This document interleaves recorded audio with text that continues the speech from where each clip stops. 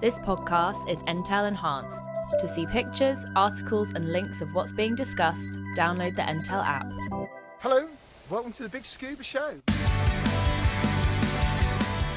So, hi, my name's Sean Clements. I am the founder of SDC Watches and I am on the Big Scuba podcast with Ian and Gemma. So here we are, once again. Welcome back to the Big Scuba podcast. We are your hosts, Gemma and Ian. Before we get cracking with today's episode, we just want to make sure you have hit that follow button or the subscribe button, depending on what platform you are listening on. If you are listening on Apple Podcasts and you enjoy what you're going to hear today, we would really appreciate it if you can leave a review and a 5-star rating. So now that's out of the way, we just want to say welcome and thank you for all tuning in. And now it's time to dive into today's episode.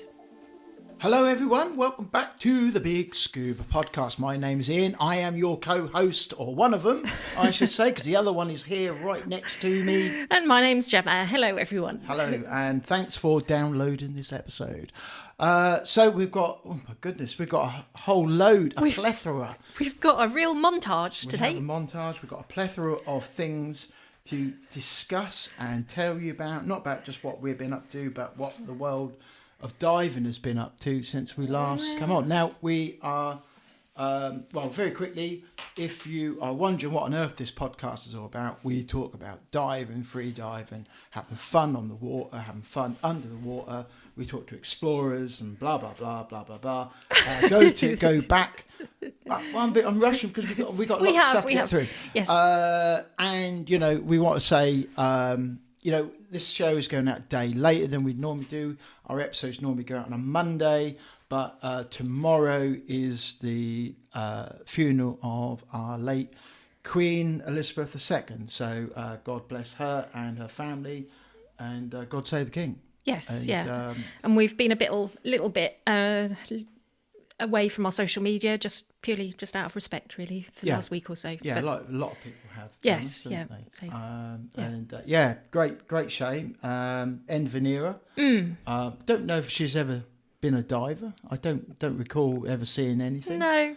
Definitely our new Princess of Wales and Prince of Wales, they're scuba divers. Yeah, they are. Yeah. But yeah, it's what an awesome lady, really. Yes, Let's face it. What an awesome lady. And you know, a leader of many things. Yeah, and especially in her time. Wherever you are in the world listening, I'm sure you've heard the news. She's a lady who's to be missed not just in the UK, but across the world. So, So this episode dedicated to her, and also, let's face it, we'll be bearing her in mind over this coming days. Yes. Etc. Yeah. So anyway, let's not dwell on that. We've got a lot to talk about. This episode we are going to be we have got a guest for you. His name is Sean. Sean Clements from SDC Watches. Yeah, and so Sean, we got chatting to, and we liked his social media, and he has a watch. Well, he's got 4 watches actually. Yes, Ocean Rider range at the moment. But the main thing about them is they have upcycled straps made out of wetsuits. Wetsuits, yeah. So we always like these products, and we like to tell you about the products if they've got some kind of eco-green type of, what's the word? USP. USP, is it? USP? Unique selling points. About them, you know, so that, you know, and he's gone to great lengths to use a Seco body and mechanism in the watches and produce these really smart looking diving watches. It's not a diving computer, it's a diving watch. There is a difference. Which you are wearing at the moment. I am. I've been using this for CrossFit. I've been using this for diving. We used it last weekend where we've both been using it. Both wore it. And it looks very smart. And we'll be sharing photos and things like that. And also, at the end of this episode, we can tell you how you can get your hands on one and actually save some money as well. So, okay, and this week is a bit of a special week. It brought in by Paddy, because this week is Paddy Aware Week. So. Okay. And what's Paddy Aware Week? So it is all directed at ocean conservation and protecting the ocean, and runs from the 17th to the 25th of September. And we've also had one of our listeners, a guy called... Mr. Anderson, welcome back. We missed you.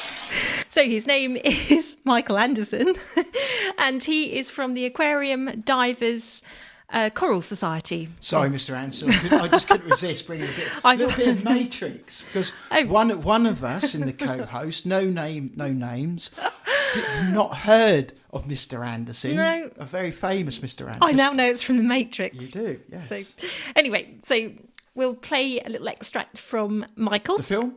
No, from Michael Anderson. He's going to tell us about himself. Yes. So we'll just slot this in here, and then we'll be right back. Yeah, brilliant. Hello, my name is Mike Anderson. I'm with Aquarium Divers for Coral Society. We're a nonprofit in the States, and our mission is to increase coral restoration. We work with aquarium divers from around the States to volunteer their time, and we also bring in other divers that are willing to work with us, volunteer time. We're free to join, and we then work in the Caribbean. We work in the Florida Keys. That's where we're focused right now. We also work to help educate the diving community and the general public about coral and coral restoration. What I'm going to talk to you about today is simply that coral restoration depends heavily on volunteerism. I'll use one example. The Coral Restoration Foundation in the Florida Keys has several nurseries underwater. One of those nurseries contains 500 trees. Well, I know that from my experience, having done this several times, that one of those trees, depending on just how overgrown it is, can take a half an hour to clean. What I mean is you're taking the algae that's growing on the tree that you don't want because it'll smother your coral. You've got to remove that from the branches and from the monofilament. You also have to take off the fire coral. The fire coral will end up weighing down your tree because it gets very large, and the weight of that will bring the tree down to the ocean floor where you don't want it. The whole purpose of the tree is to keep the coral that you're hanging on the tree, the fragments that you're hanging on the tree, free from predators, disease. So that's the reason for having it on the trees. Once those trees are clean, they have to be done over and over again until the coral is ready for outplanting, and then it's taken from the tree and transported to where they would like it to go.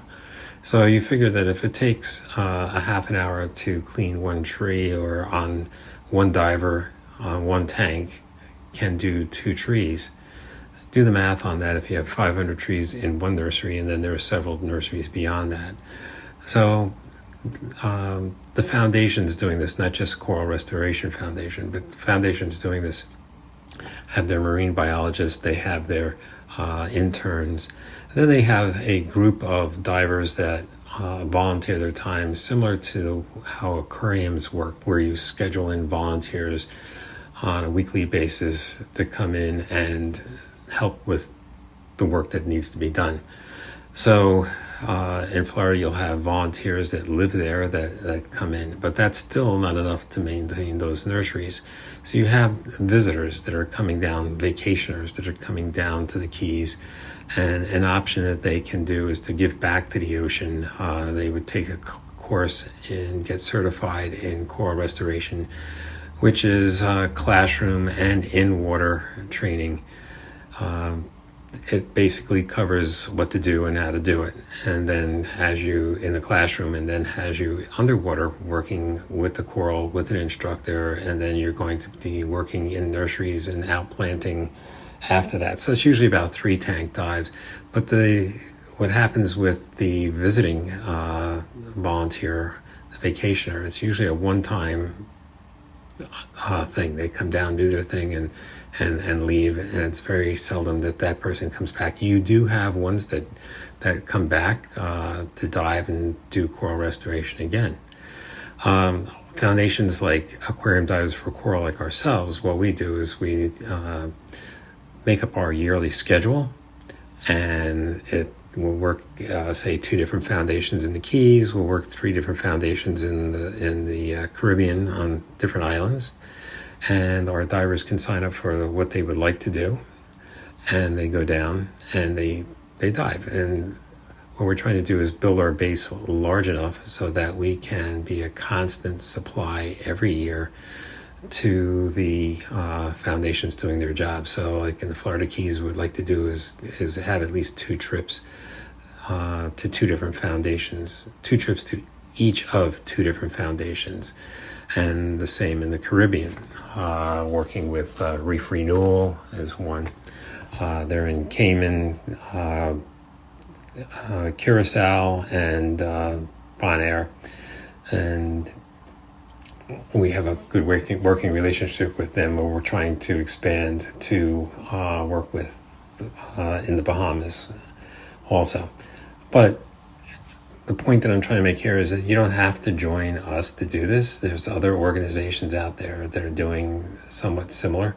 You can actually sign up with these foundations that I just mentioned and volunteer your time on a vacation, on a dive trip, and do it that way. We need to increase coral restoration. The industry, or the practitioners in the field, are all saying, we've got to scale up coral restoration. We also need to scale up volunteerism. We have the technology, we have the science, we have best practices. A lot of these foundations are now working with universities, doing the research. They're communicating with each other so that they are learning each other's practices and can implement these to move the whole coral restoration operation forward. So this is something that I would hope that you would consider getting involved in. If you are one of those divers that, it's like you don't have time for that, you want to do your wreck dives, you want to do your drift dives, cave dives, and that's your focus, there are still things that you can do to help out by being aware of what types of sunscreens you're using. Be aware that if it says coral friendly or coral safe, that is not a standard that they are held to. If our company says that it's reef friendly, it may have one chemical less than another company out there, and therefore call themselves reef friendly because it does less damage. So Google the chemicals to stay away from. Shop for the product that you want. Once you've done that, you've got it. You've got 2-3 brands that you can use, take with you, and you don't have to search it again. Think about things like consolidating your driving so that you're not doing individual trips with your car. You can look at how your consumption of beef. That sounds really weird, but consumption of beef. Because if we look at what is killing our coral, it's several things. One is the CO2 that we're putting into the air, into the atmosphere, the methane that we're putting into the atmosphere, the heat that we put into the atmosphere from our cars, our air conditioning, our heating of homes, our factories, our the whole production of almost every product that we make. And one of the side effects is if you're using energy to make it, you're going to generate heat. All right, and that heat gets transferred to the atmosphere, and then is absorbed by the ocean. Water becomes a heat sink, it absorbs that energy, that heat, and then heats up the ocean. A coral can only survive to about 86 degrees, and then it gets too hot and it starts to die off. It actually expels the zooxanthellae algae that lives within it in order to cool itself, and then bleaches out and dies because it's starving. Once it's gone from white to a grayish color, that's the grayish color, it's dead. While it's white in color, if the water temperature drops, it can, if it still has some zooxanthellae in it, it can come back, it can survive. But that water temperature has to has to go down and stay down. It can't go back up. You also have how we put chemicals into the atmosphere. The CO2 that we put up in the atmosphere comes down and acidifies the ocean. And how that works on the coral is it takes it starts to dissolve, break down the calcium carbonate that the hard corals use to make their skeletal system. The hard corals are the reef builders of coral reefs. The soft corals add protection for the marine life, and they help keep the reef together, but they're not reef builders. We have silt that comes from rivers where we've had dams built, and we can constantly change the flow of the water coming out of the river into the ocean. We have that silt breaks down or interferes with the sunlight. Coral needs to have clean, fresh water in order to grow, and the silt breaks down the sunlight, and then the zooxanthellae starts to die off, the coral starts to die off, and you have bleaching again. All right. You have chemicals that are washed downriver. You have sewer treatment that comes from, in some cases, there's no sewer treatment. It's just pipes that just empty into the ocean to take the raw sewage to the ocean. And that plays havoc, everything from creating silt to bacteria and disease and so forth. So that's how we're killing our coral reefs. We also have the plastic pollution that's, and the ghost nets that affect the reef. Ghost nets are the fishing nets that break off and end up on the reef and stay there for hundreds of years, moving around and breaking up the reef and trapping wildlife, the ocean wildlife. So there's a lot of work to do. If that's your thing and you want to get into, plastic removal from the ocean when you're in it, you want to get involved with ghost net retrieval, that's some heavy duty work, but there's a lot that as divers we can do to give back to the ocean, and also to just enjoy and get the satisfaction of we're making a positive impact on saving the ocean. If you have questions, you want to find out more information, you can go to our website, aquariumdiversforcoral.org. There's a contact form in there. You can contact me or contact us through that. It'll get to me and I can answer your questions. I'd like to thank Big Scuba Podcast for this opportunity to talk and enjoy. Awesome. Okay, and what else? We were diving last weekend, weren't we? We were diving with our friends at Christal Scuba. Yeah, it was another Norwich. trip to the Farne Islands. So we travelled up on the Thursday, and we extended it by a day because we wanted to add Scotland onto our little adventure. So we went with Christal Seas. We travelled up on the Thursday to Sea Houses on the northeast coast of the UK. Yeah. Unfortunately, the weather was a little bit rough. Well, this is the thing, and north of England this time of year, that can be a little bit unsettled. So we do struggle. So it looked kind of doubtful on the Thursday evening that we were going to dive on the Friday. Yeah.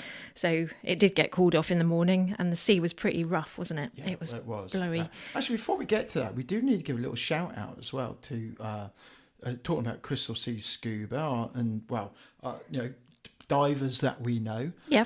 Let's give a little shout out before we get into the whole Farnes and all that to Carl Elliott of Scuba Libre, Norwich, and also Trudy, who we've known for years. Scuba Trudy. Scuba Trudy, and both of them are going through their PADI course director courses at the moment in Tenerife.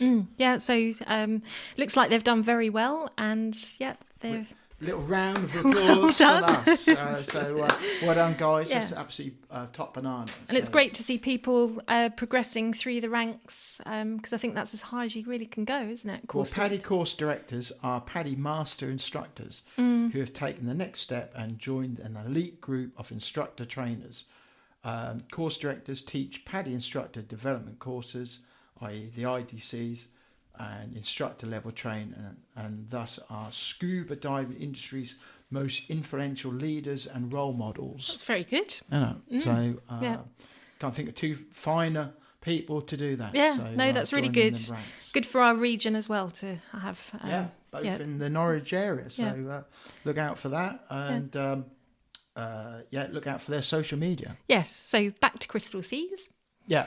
Okay. As you said, we went up on Friday, didn't we? Yes, yeah. Got blown out on the Friday, so we spent the day looking at our website. Yeah, getting our website. We had a productive day in front of the laptops, and then Saturday actually got blown out, and we knew that on the Friday, didn't we? Friday evening. Yeah, wow, it's rough. It was rough, yeah. So we decided to travel across the UK and go to Capernwray inland dive site. Never dived there before. No, and we all went, didn't we, from the group, apart from a couple of people, weren't there? Yeah. So we really took about nice site. Yeah, we travelled for about 3 hours to get there, but it was a super journey. Unbelievably, 20 degrees water. Yeah. And even at depth, it was down at like 15, 16 metres, yeah. And I looked at my shear water, and that was saying 19 degrees. Yeah, and it was lovely. It was just really clear. a really easy site to get into. It was like a shore entry, wasn't it? And that was there was a place where you could do a giant strike. Yeah, but the visibility was good, and there were quite a lot of attractions in there as well, weren't there? And fish. Big fish, big roach, and that's a site that's well known for its sturgeon. You get some big sturgeon in there. Yeah. There's quite a big wreck that you can have a little look at. Huge plane. Yeah, big plane. Yeah. Which is I think there's a Mayflower. Mayfly in there? Mayflower. Somebody would be shouting there. It's a plane. I think actually it's two planes in there. It's a plane. Yeah. So a plane. Anyway, and that had a little swim through, so you could horses. Some. We didn't see those. We stayed a bit too. They were up shallower, but yeah, it was good to see. Great to see. It was busy as well, wasn't it? Plenty of open water swimmers out there as well. Obviously, the water was lovely and warm for them. Oh yeah. Yeah, it's really nice. We have to say hello to Andy Rath, who parked next to us. So we'll give him a shout out. Yeah, he's familiar. Yeah, So he's a friend on Facebook. If you ever see our flag up, we come and say hello. we often put the flag up when we're diving somewhere, and it's always good when people say, you're the big scuba. You're the big scuba. Yes. Charged, guilty as charged. So we got 2 dives in. There. Yeah, and that was really cool. That was nice. Tank refills, great. There's a cafe. Nice cup of tea. Yeah. Lovely old job. Yeah. Yeah, that's right. I need to give a shout out as well because one of us lost our torches on site in the water. How did that happen, Mr. Last? Well, I don't know. I didn't have my usual bungee attachment thing. No, you didn't. So I had a makeshift thing which kind of didn't work, obviously, and that must have. I think that dropped down by the sound of it by the plane. I thought it dropped down somewhere else, but I got a little handheld big blue torch, which is a really nice little torch. And in fact, you've got the same one. Yeah, haven't you? And somebody very kindly handed that in. That's very good, really. Some very honest person. What to say? Thank you to them. But also need to say thank you to Eli as well, who very kindly packaged it up, and I made a small donation to their designated charity, which is the Air Ambulance as well. Yeah. I want to say a big thank you to them, and particularly Eli. Thank you to the Air Ambulance for doing what they do, and it was great to have the torch back. Yeah, and a great service, very prompt as well. Yeah, great, brilliant. So top banana. If you haven't been to Capernwray, go give it a look. You can book online as we did. In fact, it's what everyone else did. Book online before you get there. We got there about 10 o'clock. Yeah, you don't need to be a member. You can just have a day pass, which is a really nice touch. 20 quid. Yeah, so it's definitely worth it. Yeah, brilliant. And I just wish that was a bit nearer, really. Yeah, from here where we are. Can they move a bit further south? Yeah, but it's another place that we've ticked off our list. So, and then Sunday we actually got out on the boat. We did, which was really nice. It was. A couple of nice dives. Calm day. It was really weird though, but you say it's calm. There are actually still big waves. Big but swells, They yeah. were smooth, weren't they? Yeah, but I think because the weather had been quite severe the previous week, at least, the seals weren't very friendly, were they? They were just... Well, I wouldn't say they weren't friendly. They were inquisitive, but they weren't close They just kept up and the personal. distance. Yeah, With the farms, you get a bit like Lundy. You get used to them coming up and pulling your fins and, being really inquisitive. This time, no. And it is getting close to their breeding period. Yeah, and it's a different time of year. We were there, a month before. Some of them are already pregnant, and they do keep a distance. There's none of the usual shenanigans with the no cheekiness with the seals. Yeah. And also, and I think also probably due to the storm, there weren't that many critters either. No, jellyfish the previous month we'd seen lots of, but this time not one. We saw a couple of crabs. Which, when you think about it, you think the force of the that was a big ocean that must wash them downstream, or it was a northeasterly storm, so it was obviously bashing the coastline pretty bad. But the dives were good, and we sort of got in and had a great time on the boat. Yeah. And it was great to see everybody. You need to say hello to everybody on the boat. From Christal Seas and our skipper Ron.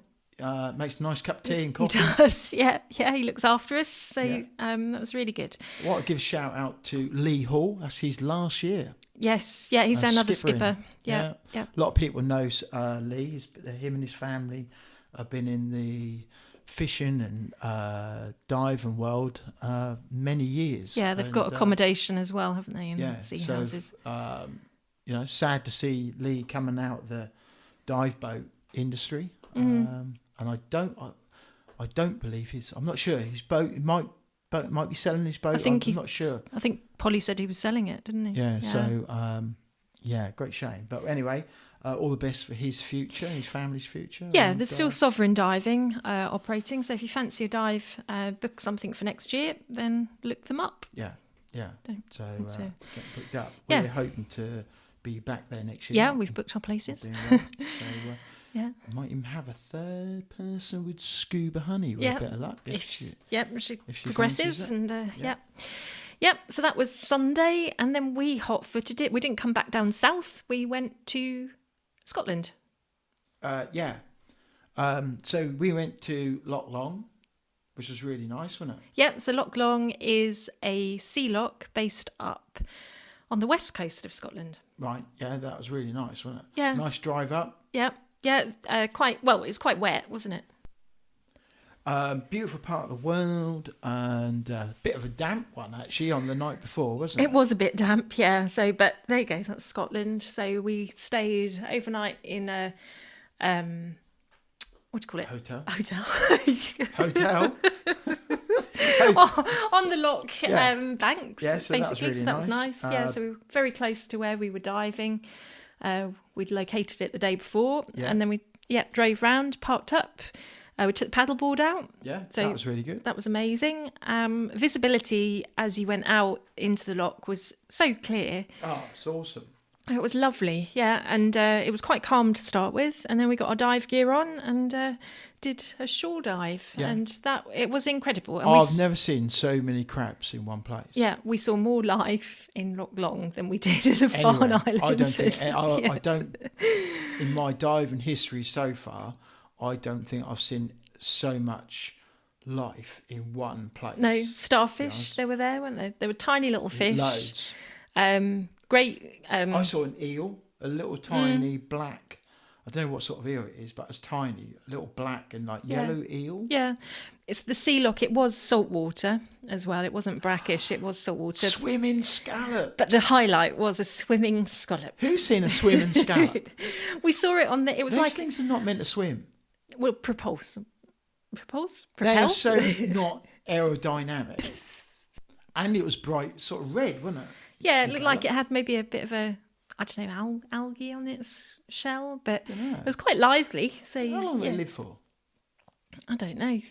You get all sizes of scallops. But around the there was like framework there, wasn't there? And there was like all these mussels. But when you looked, there's like this hole which was going away from the framework down, going into deeper water. So it was like on a decline. There's always like black powder, which I think was mussels over years disintegrating by the crab and then being eaten by the crabs. Yeah, it definitely slowly disintegrating, and all that black dust was from all the the shells. mussel shells. Yeah, it definitely was a feeding area. There were starfish there. There were empty mussel shells, and there were empty scallop shells as well, weren't there? Big uns, like nearly like saucepans. Yeah. So it was an amazing experience. Yeah, and the water was warmish, wasn't it? It wasn't like 14 degrees. Yeah, we only stayed. I think the maximum depth we got to was 6 meters, wasn't it? Well, when I don't know if you saw, but when I was looking to my right, and obviously we don't know the site. No, we were there unsupported as well. And like the nearest chamber from there was Aberdeen, so it's a long way away. Yeah, so we had to plan our dive. You want to go particularly deep? No. But be honest, there was just so much life where we were. Why did you want to go deeper? Where actually, when you look to your right, all there was virtually wasteland. Yeah, it looked quite dark. And like when I was out on my paddleboard, obviously I was like paddling over I don't know what depth, but it looked quite dark and it was inky black. Yeah, very dark. In fact, Elaine Whiteford, when we spoke to Elaine, has mentioned that as well. Yeah, that the locks can be quite dark. Yeah, and certainly you do get that impression, but the actual abundance of life was just absolutely amazing. And, the seaweed as well there was like real healthy. So when the tide go out, all that seaweed just lay there, and it all just lay flat, and it looks a mess. Yeah. And then when the tide come in, it's all standing up. Some of it's at 90-degree angles. Yeah, and the tide, I think it was about a 3 meter difference. Yeah. So we were there as the tide was coming in, so we obviously planned it.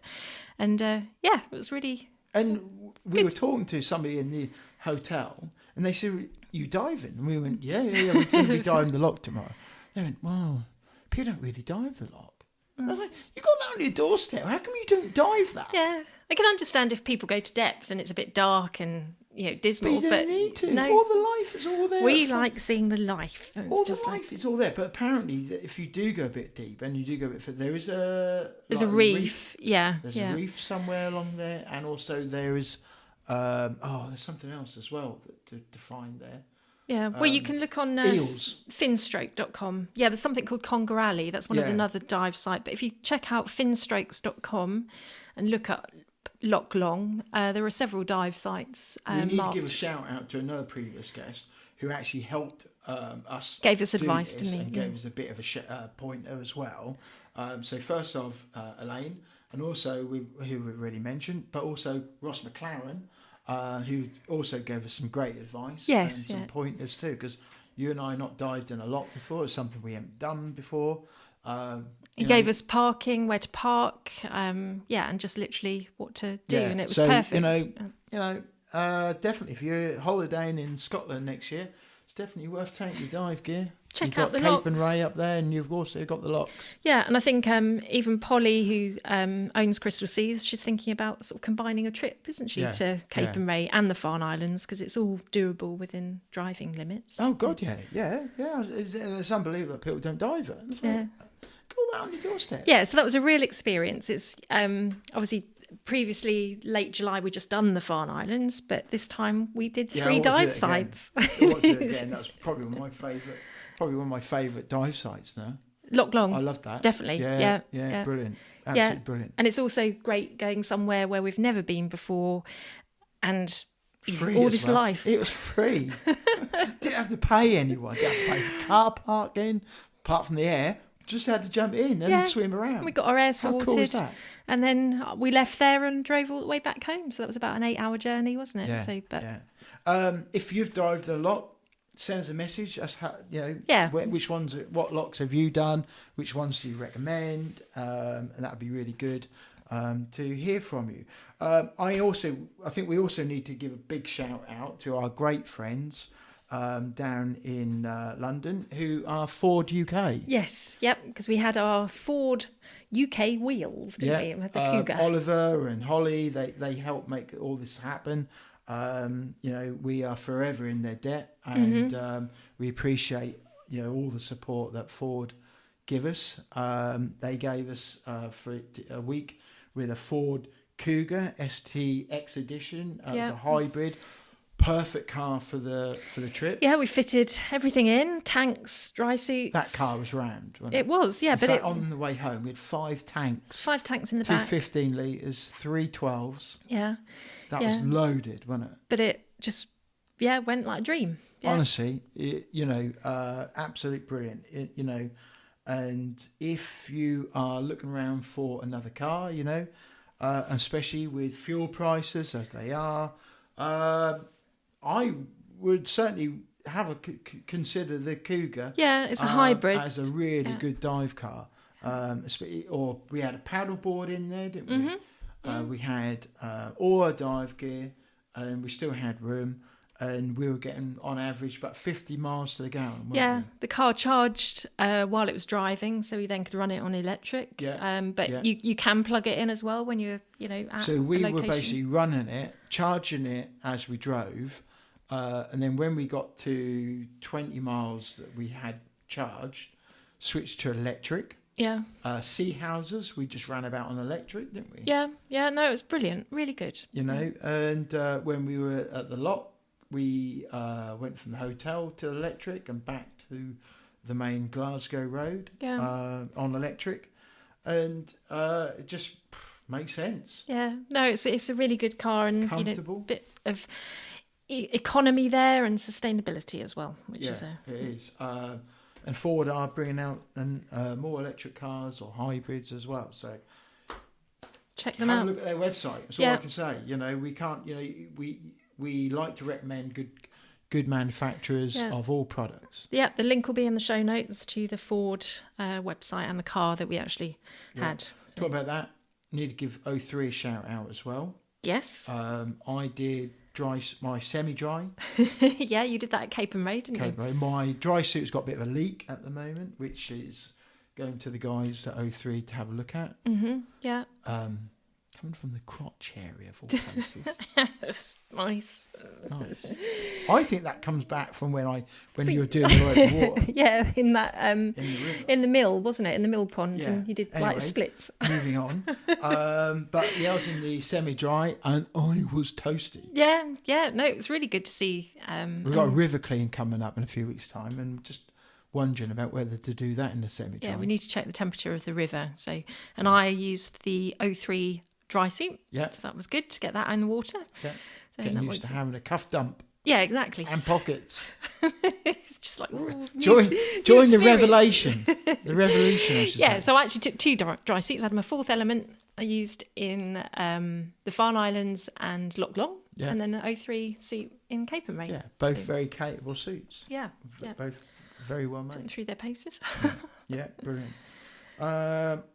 Right. Apart from that, the other thing we just need to mention is World Manta Day. Yes. So World Manta Day 2022, this weekend, and also World Clean Up Your Beach Day. World Clean Up Day. Yeah. So that was yesterday. But every day's Clean Up Day. It is. Isn't it every day Clean Up Day? Look after your planet day. Yeah. Somebody on social media replied and said every day, and they're absolutely right. Well, every day is clean up. Every day you should be thinking, hang on a minute, I'll just pick my rubbish up and I'll take it home and put it in the bin. Don't throw it out your window. Don't chuck it out the window. What is it with fast food? They go, oh, it's on the bottom of the box. It says chuck it out the window. No, it doesn't. But people do. And even we've just been for a run, and even on the seafront, there's bits of litter in the cliff. And you think, finish it, you put it in the bin, let it be recycled. Use the bins. Use the bins. Yeah. Anyway, so that's kind of it. I think we're kind of covered everybody. Yeah, so I think we can talk to Sean, can't we? Yeah, I think we should. So Sean brought the watches out as a lockdown thing, really. Bit of a isn't it? lockdown project, yeah. So he loves diving, he loves his watches. Loves his watches, yeah. And he combined the two together, and he's produced Ocean Rider collection. And it's been clever because he's got in with Seiko, who makes some absolute, brilliant Bomb-proof watches, that last forever. Yeah. And he's gone, he's using their mechanics rather than trying to reinvent the wheel, and said, well, it's a bit like, manufacturers do that with cars, they'll, use engines from other manufacturers. He's gone, right, Seiko, let's use theirs. They've got, really good mechanics, and put them into a nice watch, and you recycle these wetsuits. Yeah, so he's done obviously a lot of hard work and research in the background, but he's produced a really lovely looking watch, smart looking. So it is. Yeah, so it is a smart. dive watch. It's not a dive computer, but Sean tells us a lot more about his journey and the watch. Just to give you a bit of an intro, really. So I started the business during the pandemic. I'm not alone. I'm sure lots of people started businesses during the pandemic, but I started in December. Where are we now? God, we are August 2022. So I set up the business probably December 2021 from memory. Is that right? Well, I'm trying to remember now. Anyway, we started officially trading on the 1st of January. And we launched our first collection August last year. So we did a pre-launch, and then we first started shipping out our watches on the 1st of January this year. So I'm just getting my dates aligned. But in terms of background, so I don't do this as a full-time job, which probably isn't a surprise. I have a job I work for Lloyds Bank, so I do something completely different. But my ex-banker here. Yeah, well, hopefully that gives me puts me in a good position in terms of running a business, right? Because that's what I do. I look at businesses every day, so hopefully it helps. But my real passions have always been scuba diving and watches, and actually it got to the point during the pandemic where I was just not really enjoying what I was doing. And I don't know about you guys, but I was sat at home. I was in a small, kind of one bed apartment in London, not going into the office, and I kind of just kind of fell out of love with what I was doing. And I went through a bit of a period where I thought, is this what I'm going to be doing for the rest of my life? And it kind of got me a little bit worried. So I started thinking about setting up my own business. And the truth is, I didn't know what I wanted to do. And I sat down with a few friends, and I came to the conclusion that actually, let's do something that I'm passionate about, right? And then hopefully a business would form. And I've always been interested in watches. I do collect watches, all different types of watches. And I love scuba diving. I've been diving since 2014, so it doesn't feel like a long time, but I absolutely love scuba diving, and I've been lucky to dive in some cool places. So I thought, well, why don't I create a dive watch brand? And that's where it came from. And it's really, really simple, actually. And then I would say the best part of kind of 2020 in the build up during the pandemic, I was kind of researching manufacturers, how to create a dive watch, how to run a business, how to set up a website, just everything. So, really going back to basics of how do you do this stuff? And I was a complete novice. I mean, I made so many mistakes, and I probably spent far too much money doing stuff which I probably didn't need to do. But I guess that's the fun of running your own business. But for me, the key was around, how do I do something a bit different? And I don't know how much you know about the kind of the micro niche brand watch market, but it's very saturated in the sense that there's loads of people setting up watch businesses, believe it or not. So I wanted to do something that was a bit different. And that's where the upcycling element came from. So I thought, well, watches are watches. They're typically made out of steel, and there's not much you can really do with a watch. But I thought what I could start to do is build something out with a sustainable upcycling focus around the straps. And it probably took me the best part of 12 months of doing a lot of R&D and thinking, what can I upcycle that kind of has a scuba diver element? And I was looking at, could we take scuba masks? Could we take fins? Could we take parts of, BCDs, for example? And then the kind of the light bulb moment happened around wetsuits. And again, as divers, you'll know, wetsuits typically made out of neoprene, not great material in terms of being able to reuse and to recycle. And as with most divers, I don't know about you guys, but you get a couple of tears in it and you get a bit of wear and tear and you want your next one, right? So what I was finding through my research is that there's a real issue with wetsuit waste, not just divers, but surfing as well, right? Surfers can have a couple of rips and they're not too fussed, but I think especially with divers, the minute their wetsuit gets a little bit worn, it's what can I get next? And it's and actually through looking at the research, I mean, I found kind of doormats made from upcycled wetsuits, coasters, nice little mats for when you're getting changed, before you go diving. But honestly, probably a handful of items. And I thought, why don't I try and create a watch strap that uses upcycled wetsuits? Which all sounded great to start with, but actually was really, really hard. Getting it done was difficult. Yeah. So the watch was fine, and I designed that, and that was great. I got a designer in, and that was all fine, and we launched our Ocean Rider collection. But the straps took a long time, and as you'll know, neoprene material is quite a tricky material in its sense. It's quite spongy, it's quite soft. It comes in all different thicknesses, different colors. So I had to find the right wetsuits that would work with a strap. And ultimately, after 12 months, I figured out how to do it. And we found a supplier that would do it for us. So I guess in short, the business has now been running for probably about 2 and a bit years. We've only been trading for about a year because it took a bit of time to get set up. But for me, being able to sell a product which, I can talk about watches, I can talk about scuba diving, and really my target audience at the moment is scuba divers. And I don't think it's limited. It's not limited to scuba divers. But for me, when I go diving, and I was diving in Malta just a month ago. I mean, when you talk to people about these kind of things, you get that kind of sense of excitement. Yeah. So that's kind of where the idea came from. So really wanted to focus on the upcycling element. And then the second part was really around charity. And again, like I say, this isn't my full-time job. I'm not making millions of quid out of this, not yet anyway, hopefully.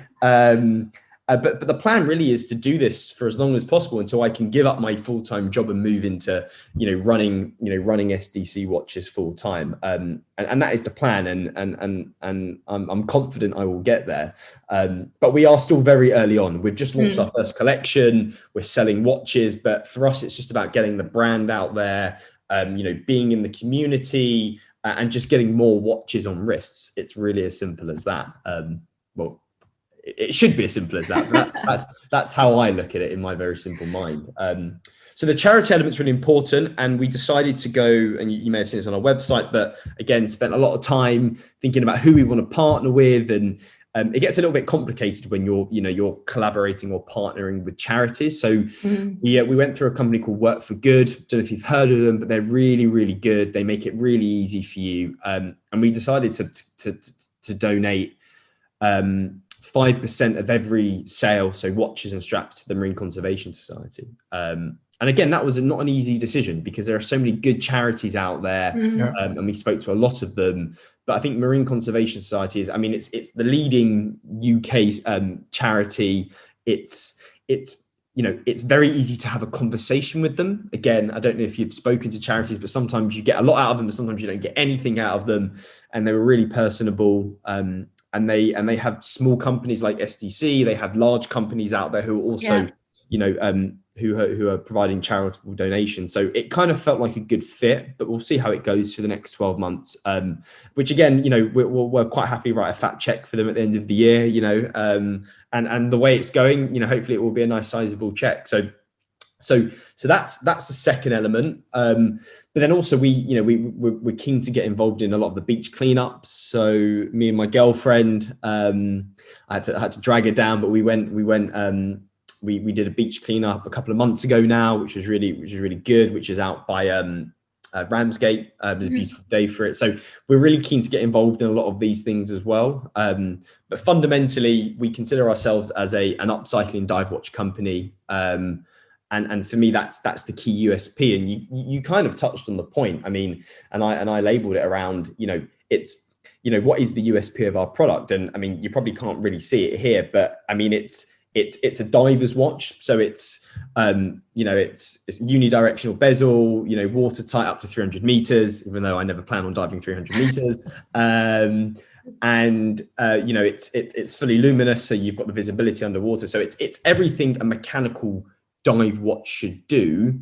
But we also have the element of upcycling wetsuits. And for me, the great thing about this is, we've partnered with probably about a dozen surf schools and scuba diving shops around the UK. So we have a constant supply of wetsuits, so we're good on that sense. We currently have the black wetsuit, but later this year we're going to be launching our red and blue wetsuits, which is really exciting. But again, as you can imagine, most wetsuits are black, right? So sourcing the right colors is quite tricky, but we've made some good progress. And I guess a lot of them have got prints on as well. Exactly. So we don't want a big kind of Cressy print across the strap because we might get in a bit of trouble. But believe it or not, we've been able to find plenty of wetsuits where there's no print. But you're right, it's a bit of a challenge. So lots of exciting things happening. We've got a few events coming this year. We're going to Birmingham next year for the scuba diving event, which is run by Scuba Diver Mag. I'm sure you're aware of it. Mark Evans, yeah. So Mark and Penny. So we're going there. But lots going on, and again, I don't know what your situations are, but managing this with a full-time job, which at the moment is pretty hectic, it is another job. It's another job, and I don't get a huge amount of sleep, but I do really enjoy it. And there is a long-term play with this, but I think for me it's great. And for me, coming back to the USP point, it's all dive shops from the UK, but I mean ultimately we don't know where people have dived or where they've bought their wetsuits, but you're taking a piece of wetsuit back into the ocean and you're using it for a set purpose rather than wetsuits ending up on a landfill site and ultimately back in the ocean. So for me that's really powerful, and that is my USP. And actually we haven't, there's quite a lot going on, and there's other areas we're looking to upcycle. I'll give you one little example. So we're trying to look at old cylinder tanks made from steel that we could potentially melt down to create our watch cases. Haven't tried it yet, but it could work. So there are lots of other things that we can look at. And again, you'll see some of the big brands, Fourth Element, for example, they're doing some great stuff around reusable plastics and all that kind of good stuff. So it's clearly a popular area to be looking at, but it's quite challenging because again I don't have huge budgets, so a lot of these things take time, but really enjoying it. And it's like I said, it's been I probably got my dates wrong at the start, but I set it up in December 20, but we've only been trading for about a year since we had our stock delivered. So I mean that's kind of it in a nutshell. Question for you, Sean. Yeah, sure. So the company's named after is your own name, Sean David Clements, is that right? Yeah, Watches. Very inventive. Keep it simple. Always works the best. Yeah. Is it just you, or have you got a family, or you mentioned your girlfriend? Have you got other people supporting you in this? So it is just me, albeit my girlfriend is head of marketing and head of lots of other things, social media, for example, which I'm not that great at, but she is better at. But no, she's a huge supporter, and definitely someone that I run a lot of ideas by. But it is just me, and it's hard, right? Because especially at the start when I didn't really know what I was doing, to be completely honest, and maybe we should or shouldn't record that part. We feel your pain. Yeah, but I mean it's fun, right? And you learn and you look back, and honestly, I mean, go back 2 years ago, I wouldn't even know how to set up a website, and now I'm coding all my own website. So it is cool. It is cool, and I get to talk about watches and diving, which I mean. What level of diver are you? Where have you got to in diving? Yeah, so I'm up to I've done all my advanced and I've done a few specialities. I guess the next stage for me is to do my rescue diver. But to be honest with you, I've done my deep and all that kind of stuff. you know, the best dive, and you'll know this is probably about 15, 20 meters. Yeah. I mean, I just like to dive, and I probably will do the rescue and go further, but yeah, I'm at the moment. I just enjoy just getting into the water. So what about yourself? Are you much further advanced on the joys of the paddy cycle? No, well, I'm quite new. I qualified in July 2020 in between COVID, and I've done my advanced and doing my rescue hopefully in a couple of weeks. So yeah. And where do you guys dive? Is it predominantly where are you based? I only dived in the UK. Okay. Yeah. So. Well, it only gets better, Gemma. Yeah. Well, people say that obviously if you learn to dive in the UK and dive in the UK, you're ready for everything outside the UK. So yeah, that's it. You'll be able to see your hand in front of your face one day. Yeah, we've dived around the UK. We've done the Farne Islands, we've done Lundy, obviously inland sites as well, and we've done on the North Norfolk coast as well. So yeah, we've got some good variety around, and we've got lots of things on our bucket list. So. Hoping to get down to where we think about going. I can't remember now. Swanage. Aren't we in a couple of weeks' time? Yeah. Yeah. So yeah, but Ian's a bit further ahead than me. I've been diving not probably about the same time as you, I think, and I partnered up and got involved with our local dive centre. So I'm dive master and help out when I can with them. So, and just out of interest, I mean, we can come back to SDC, but I'm really interested just to hear a little bit about your story, kind of why Big Scuba podcast. I mean, I assume I know why, but just really interested to hear, you know, your story as well, and how you've got to today. Yeah, well, Ian was on a podcast prior to Big Scuba, and that came to an end, and then it was really from there that obviously suggested starting a podcast. We talked about it, hadn't we? We talked about it for a little while. Yeah. And then the lockdowns and all happened, but we'd started putting things together over that winter, haven't we? Just before the first lockdown, and about putting the Big Scuba together, and you know, and make it more sort of quite business focused as well, because I think that's quite a good thing. Be honest about that, you know. We're not just in it for a nice thing to do, although that is a nice, you know, it's a nice thing, but you know, and also to get closer with the diving community, and you know, and focus on get Gemma's diving story. So as Gemma progresses, because at the time there was no. I wasn't a diver, on, you know. No.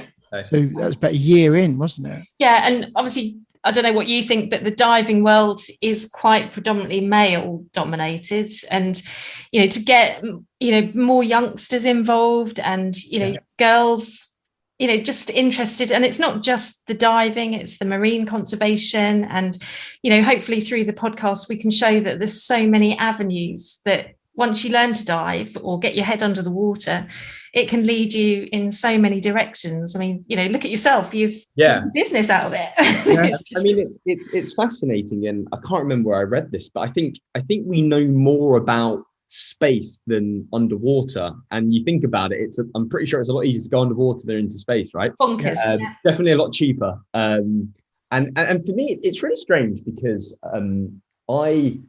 when I first got into scuba diving, and I can remember it so well, I always liked being by the sea. I don't know what it was. And maybe I was fortunate as a child to be able to go on some nice holidays and be by the sea. But I always remember I used to snorkel, and I always remember looking down and seeing the scuba divers and thinking, that's what I want to do. And it just took me, you know, I started diving at 25, which is relatively young, but I mean, you hear about kids starting at, you know, 12 years old, right? And I kind of just started a bit earlier, but I've always been fascinated by the sea. And like you say, you know, I got into scuba diving. I'm absolutely hooked. I can't wait for my next trip.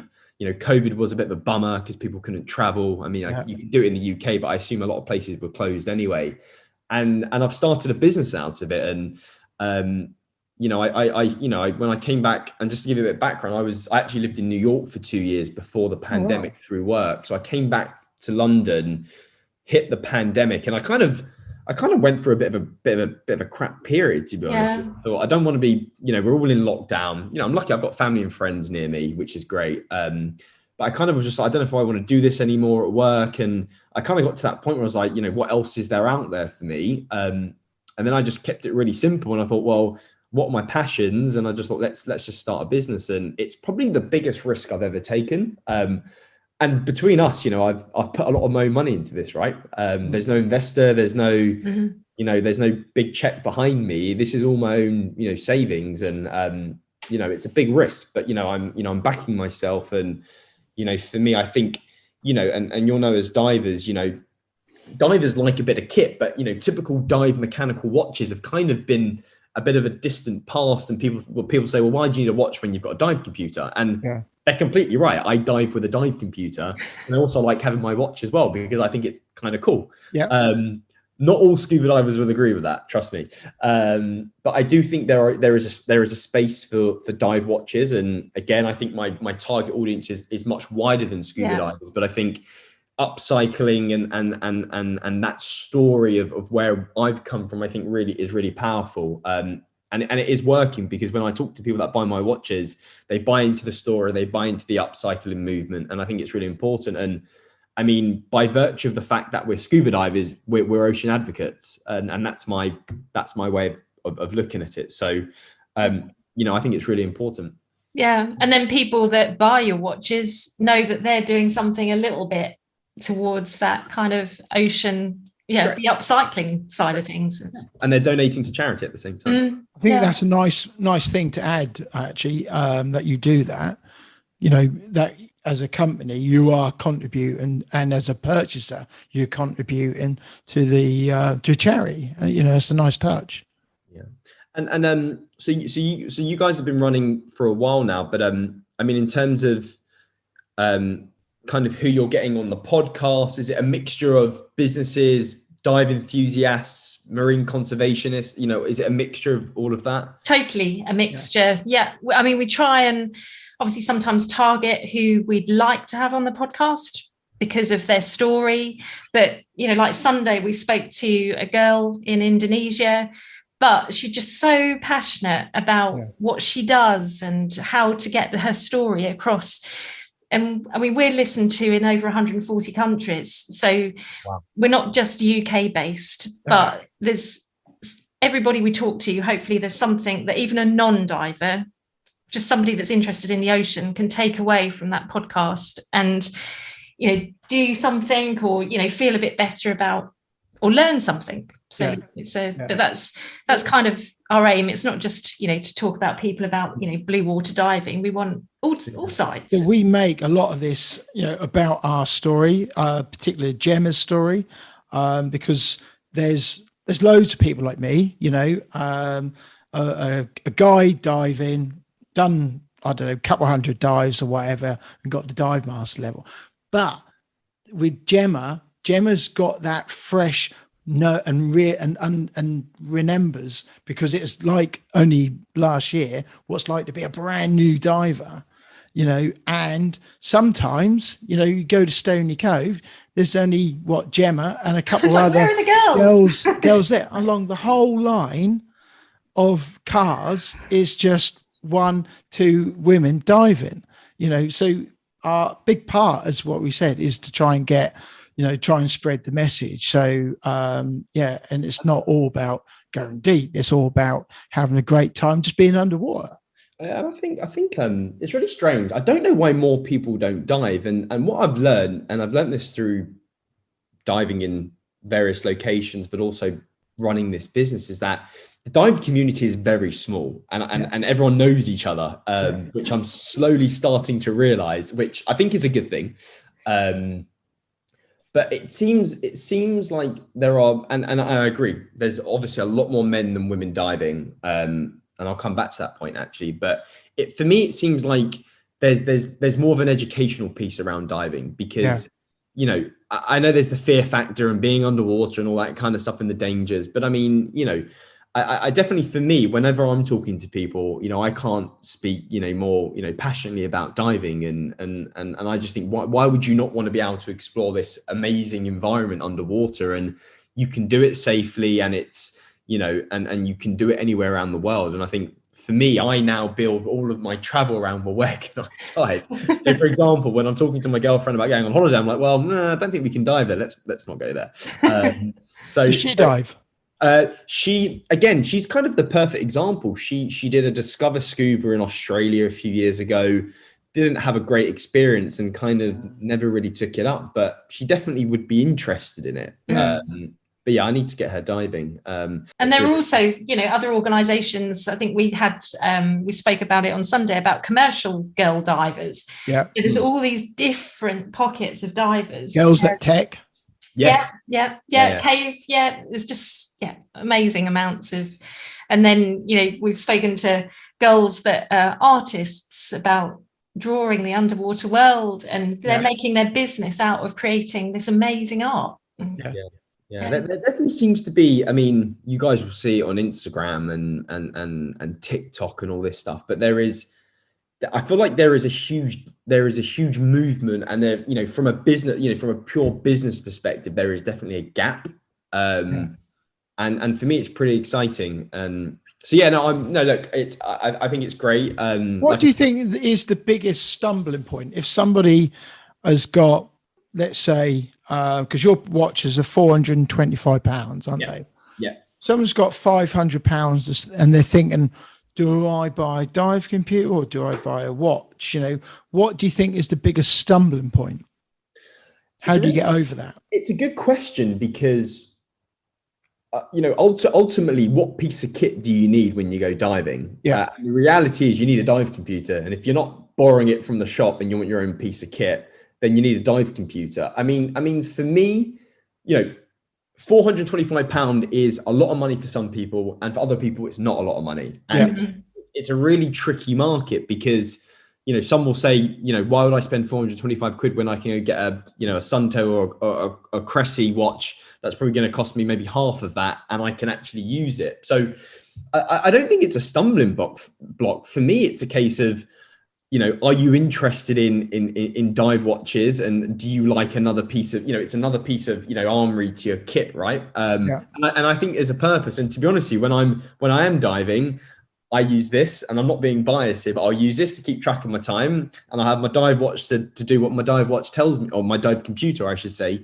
to do what it says. So I think, and I've had this conversation with people, and they say, well, why would I spend this money on a dive watch when I need a dive computer? And I say, well, look, you need the dive computer, but if you want something else to go along with it, which is, which you can wear both in and out of the water, because I'm pretty sure, again, depends what kind of dive watch you've got, or computer, I should say. You might not want to wear it when you finish your dive and you're having a few beers or a glass of wine. So for me, it's a case of, yes, it's another accessory, but as you know, as divers, you can continue to buy different accessories as divers, right? I mean, it can get quite expensive, but for me, it's a mixture. It's people that are interested in mechanical watches. They're supportive of ocean conservation and upcycling and charitable cases. They like a nice looking luxury watch on their wrist as well. So I think it has a different angle. So in answer to your question, I don't think it's a stumbling block. I think it's more of a personal choice, right? I completely get why people wouldn't buy one. See this? So I've got I've had it a few years now. So it's just a Casio, and it's not particularly for diving. It is waterproof, and I have took it down to the stain garth just for the sheer fun of it. But it's I've just kind of used it to test it, just really, and that's that. But and I think it is a handy thing to do, just to take a watch down and you can look at it. It's good for checking the times and stuff like that. And I always say, I wear this watch, to the gym, but I'll also, when I go to work, wear it with a suit, right? A nice watch is a nice watch. Yeah, exactly. And look, you can spend hundreds and thousands on watches, right? Let's that's the reality. But I think, for £425, it's a Seiko movement. Most people know who Seiko are. They're a great Japanese movement brand. and actually it's probably quite fairly priced. And if I look at my competitors, some of them are up to kind of 800-900 quid. A lot more, yeah, a lot. So it's probably quite fairly priced. We launched at 399, and then we increased the price to 425. But it's I honestly I do have this debate quite a lot with divers, and you'll know some divers won't buy it and other divers will. It is personal preference. Looks nice though. It looks a nice watch. What they all four of them do. Yeah. Look smart. But also you've got that other markets like the free divers. Yeah.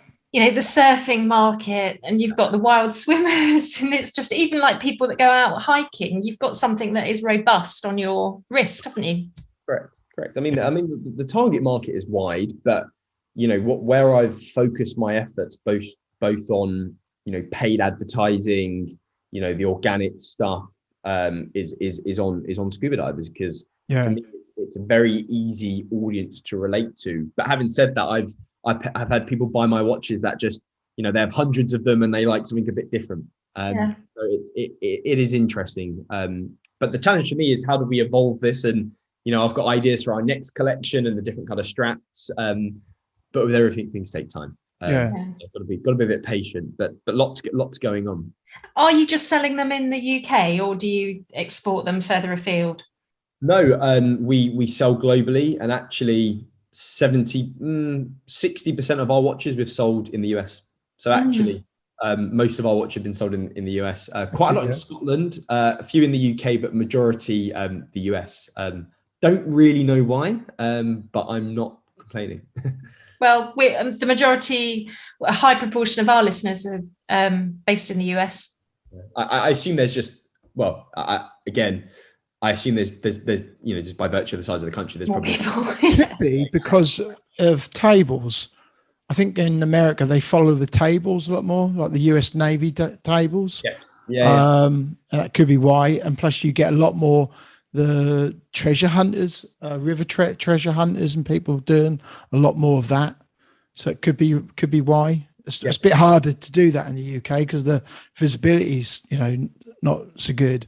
Yeah. So I think you tend to get a lot more of the river treasure hunters in America.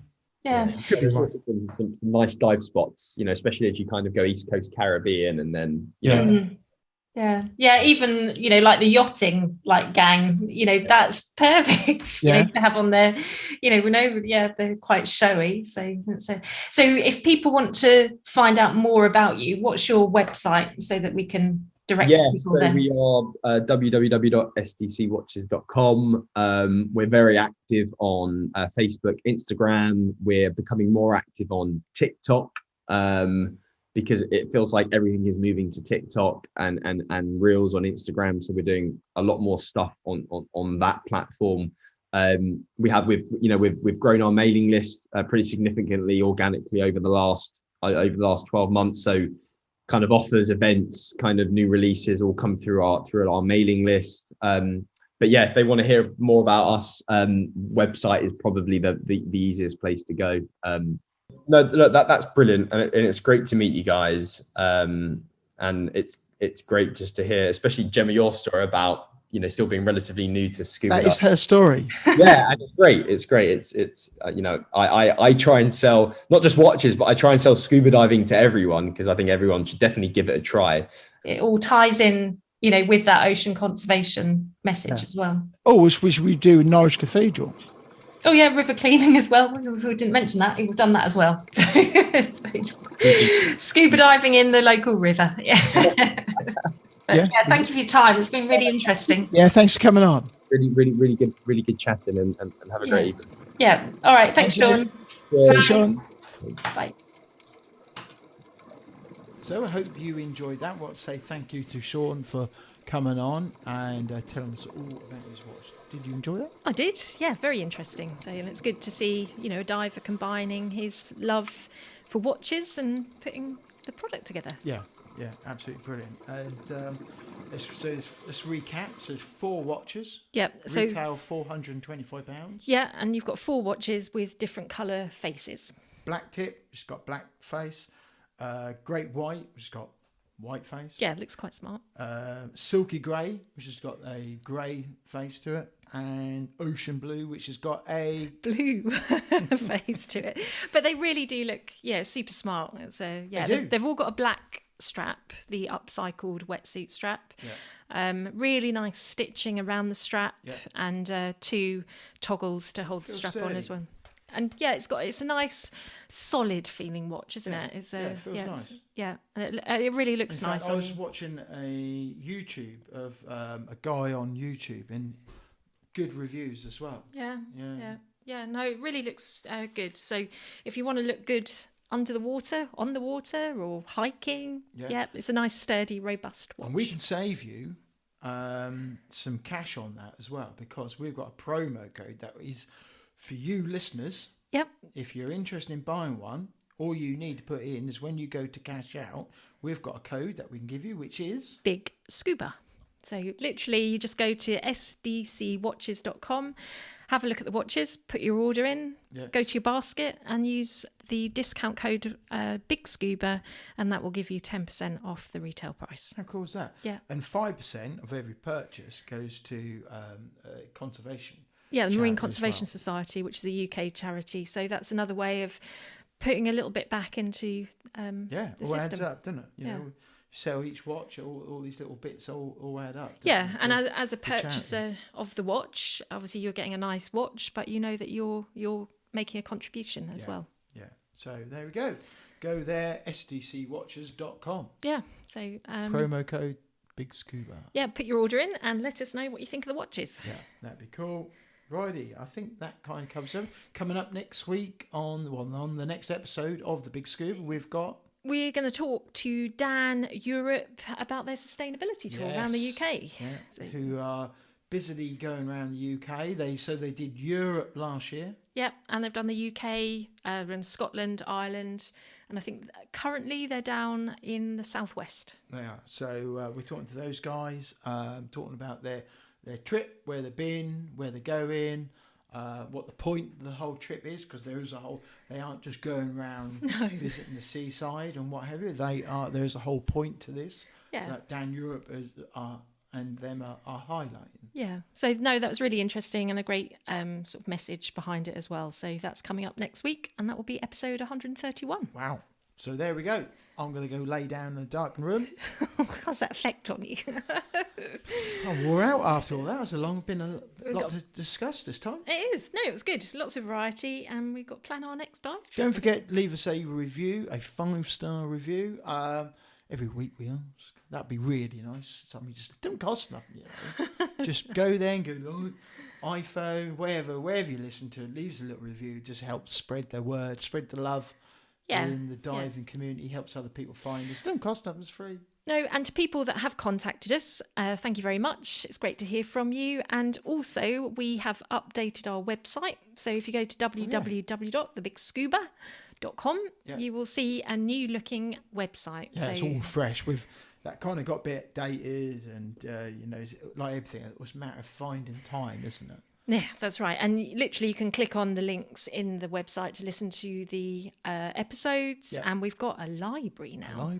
Some books. Some really nice books in there. That you can order and take away on your dive trip and have a read. Want something to read? There's a load in there. Have a look and see what you fancy. Yeah, but we've got that up and running, and we'll be working on that a bit more coming up in the next few weeks. Yeah, got some more stuff to add to that.